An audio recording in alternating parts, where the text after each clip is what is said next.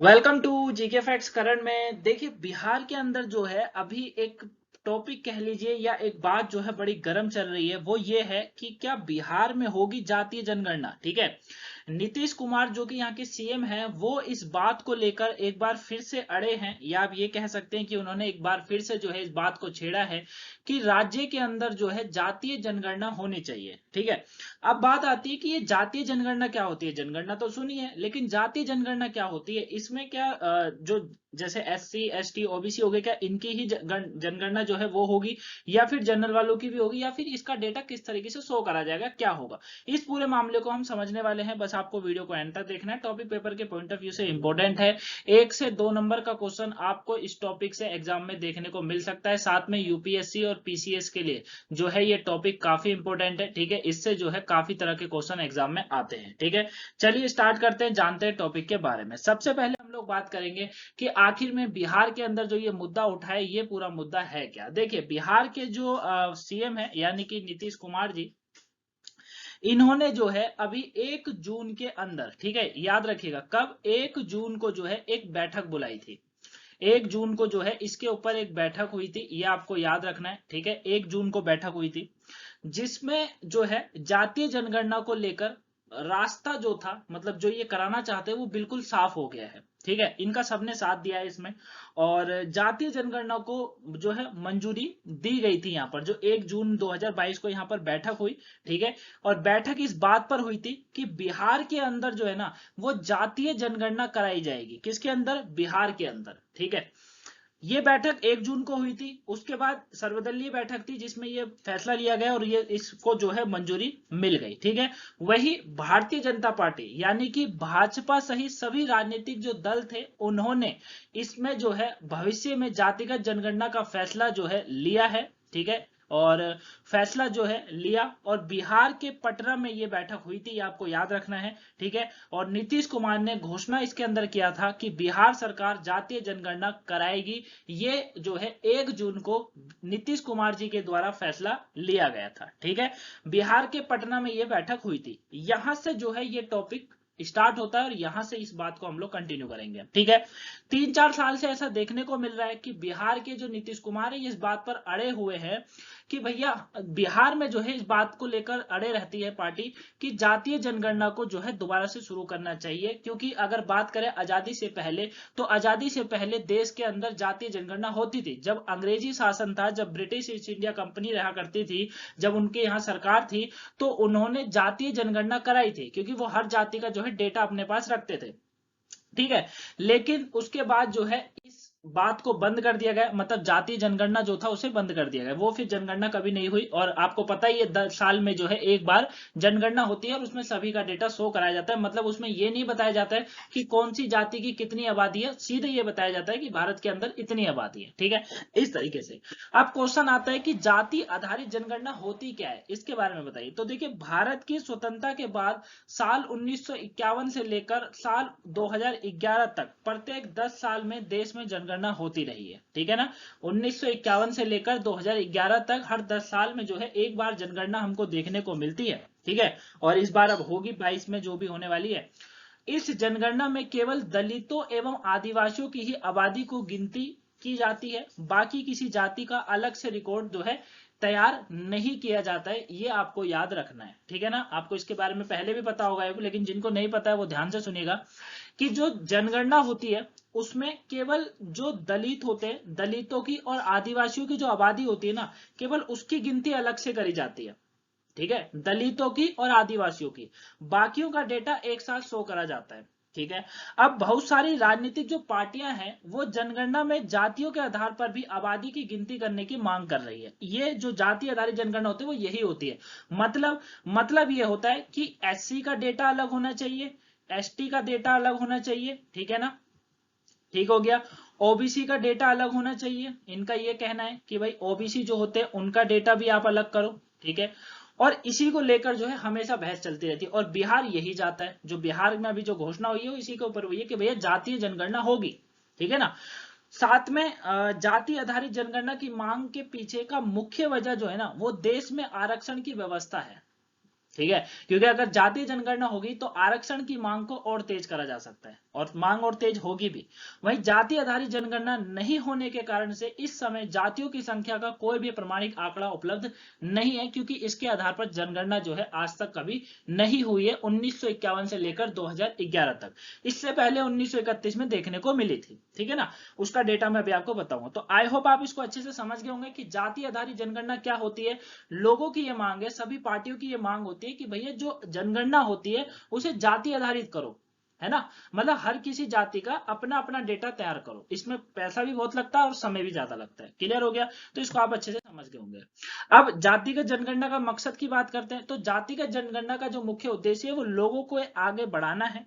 मुख्यमंत्री जो नीतीश कुमार है उन्होंने कहा है कि हम इसका नाम जाति आधारित गणना देने जा रहे हैं और इसमें सभी संप्रदाय एवं सभी जातियों की गणना होगी, ठीक है ना, मतलब किसी को भी नहीं छोड़ा जाएगा, सभी संप्रदाय होंगे, सभी जातियों की जनगणना जो है अलग अलग बिहार पे करी जाएगी, ना कि एक साथ उनको रखा जाएगा। वहीं इस गणना से यह भी पता लगेगा कि कौन गरीब है तथा कौन अमीर है, उसका पता चल जाएगा कि कौन सी जाति ऐसी है जो अमीरी में जी रही है और कौन सी जाति ऐसी है जो गरीबी में जी रही है। हो सकता है डेटा उल्टा आ जाए, जनरल जाति गरीबी में जी रही हो, ओबीसी जाति अमीर में जी रही हो, इस तरीके से।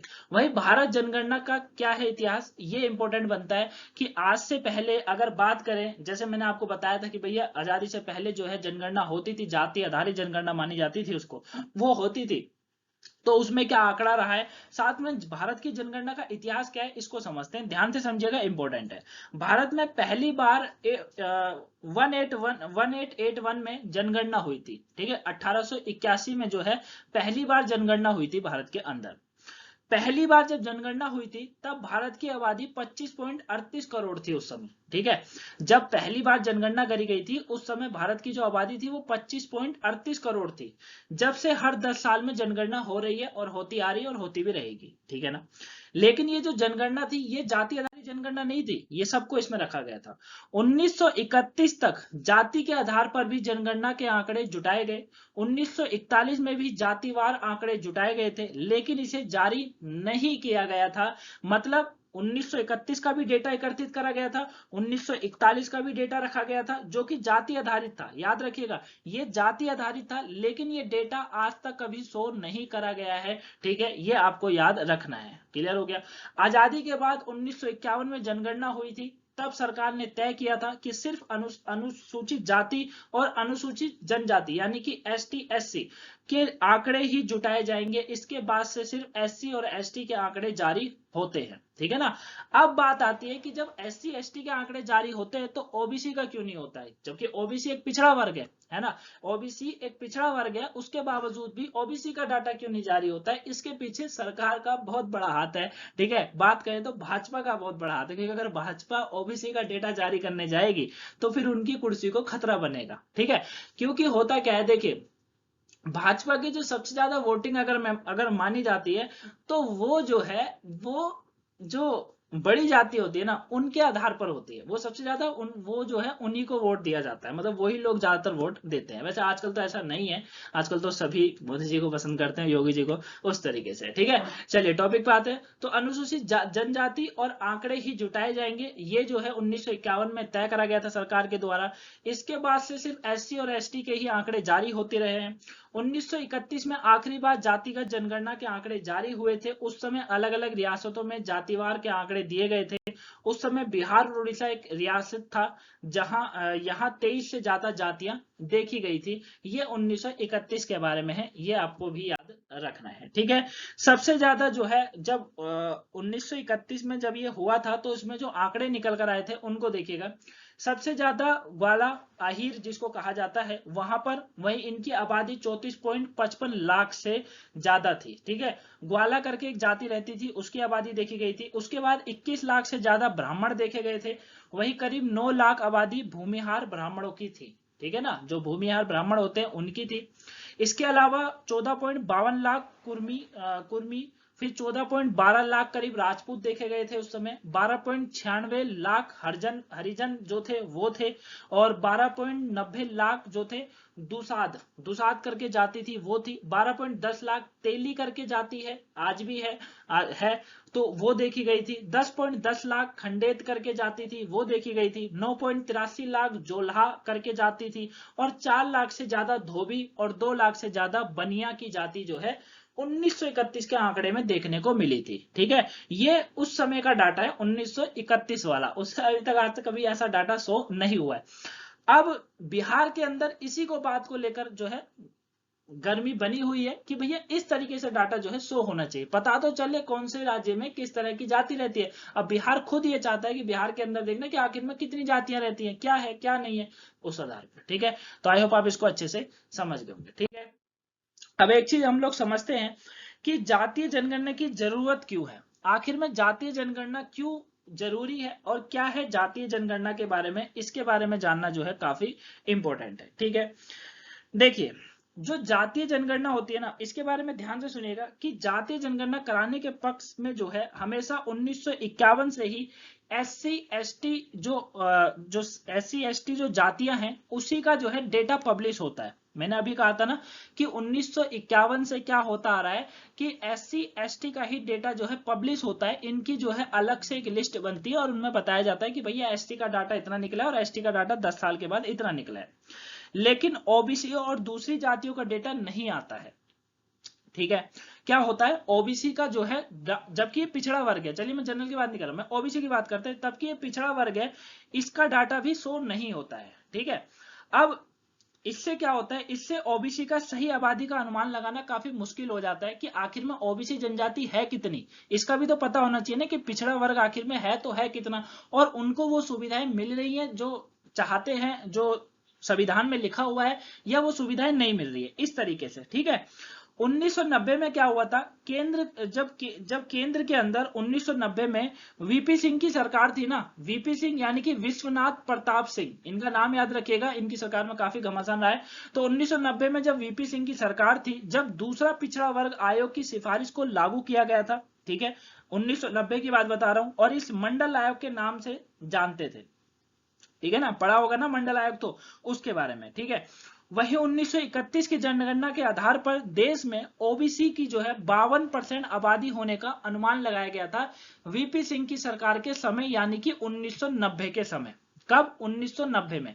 तो आप ये कह सकते हैं कि वीपी सिंह की जब सरकार थी उस समय ओबीसी का डाटा एक अनुमान लगाया गया था, जिसमें यह कहा गया था कि भारत की आबादी में 52% का जो हिस्सा है वो ओबीसी जनजाति का है। किसका है, ओबीसी जनजाति का है। ये जो है वीपी सिंह की सरकार की तरफ से कहा गया था, इसको आप अच्छे से समझ गए होंगे। ठीक है, तो है ना, इसके बाद जो है इस सरकार ने जो है मंडल आयोग जिसको बनाया गया था, मंडल आयोग की सिफारिश आधार पर ही ओबीसी को 27% जो है आरक्षण उस समय से दिया जाना चालू हो गया था। ठीक है, इंपॉर्टेंट पॉइंट है, काफी बार पूछा जाता है एग्जाम के अंदर, जीके जीएस में, जीके में पूछा जाता है, जीएस में नहीं। ठीक है, तो ओबीसी को जो है उस समय से यानी कि 1990 से ही 27% का आरक्षण दिया जाने लगा था। अब ठीक है, उसके बाद एससी और एसटी को जो आरक्षण मिला था उसके आधार उनकी आबादी है, लेकिन ओबीसी के आरक्षण का कोई आधार नहीं है। सबसे मेन मुद्दा जो बनकर आता है ना, बात यह आती है कि भाजपा क्यों नहीं चाहती है कि जनगणना हो, मतलब जातीय जनगणना हो, इसीलिए नहीं चाहती है। यह सबसे बड़ा कारण है, क्योंकि अगर ओबीसी का डाटा निकलेगा तो फिर उसके बाद आरक्षण की मांग बढ़ेगी, और आरक्षण की मांग बढ़ेगी तो फिर राजनीति पर भी असर पड़ेगा और देश पे तो पड़ता ही पड़ता है। ठीक है ना, क्योंकि बाकी अगर बात करें तो उसमें फिर जो है वही चीज आ जाती है कि ओबीसी आगे आ जाएगा, बाकी जो जातियां हैं वो पीछे आ जाएंगी। तो ये पूरा टॉपिक था, आई होप आप इसको अच्छे से समझ गए होंगे क्यों मांग उठती है। सरकार देखिए, भाजपा की सरकार जब तक है मेरे को नहीं लगता ये होने वाला है। ठीक है ना, मुझे ऐसा नहीं लगता कि ये होगा, बाकी होता है, जो भी होगा वो आपको वीडियो के थ्रू पता चल ही जाएगा। मिलेंगे नेक्स्ट वीडियो में, कोई भी चीज कहीं से नहीं समझ आई हो कमेंट बॉक्स में जरूर बताइएगा। मिलेंगे नेक्स्ट वीडियो में, तब तक के लिए thank you for watching guys. अगर सुबह की करंट अफेयर की क्लास, वोकैबुलरी या वीकली करंट अफेयर वाली क्लास आज की नहीं देखी हो, देख लीजिएगा, पेपर के पॉइंट ऑफ व्यू से इंपॉर्टेंट है। वीडियो को लाइक ना करा हो लाइक कर दीजिएगा, चैनल पर सब्सक्राइब कर दीजिएगा, वीडियो को शेयर ना करा हो तो शेयर जरूर करिएगा। मिलेंगे नेक्स्ट वीडियो में, तब तक के लिए thank you for watching guys, have a nice day, thanks for watching.